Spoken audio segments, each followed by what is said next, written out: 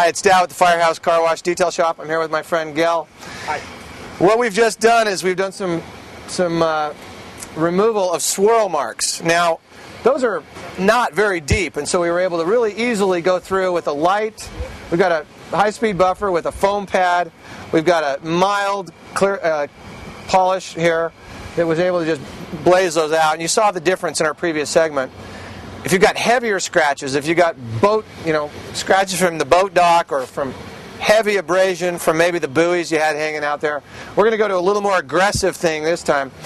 That worked great, and you can do almost, it's hard to do damage if you're using those smaller, polishes like this.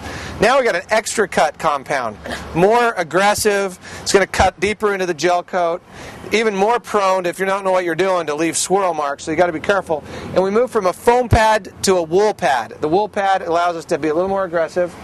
And so what we do, and this is a new finish, so we don't want to put too much. Gail, do you want to try that here, or are we just going to talk about it? We ought to just talk about it. Okay. We don't want to scratch this beautiful mirror-like finish up.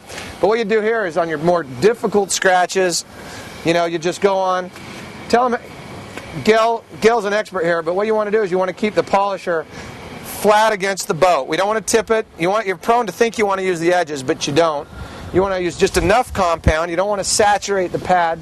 And then you want to move back and forth. You saw him in a back and forth direction, the same direction that the water would go across the boat. We're not going in circles, we're not going up and down, we're just going back and forth across the boat.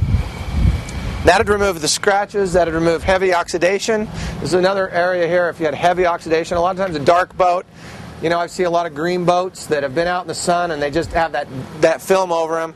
And this is the way you're going to have to get oxidation on, is your wool pad and a really heavy cutting compound.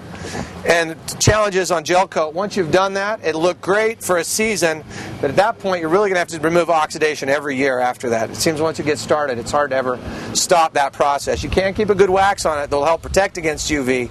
The best way to keep oxidation off the boat really is the wax, which we're going to cover in our next segment.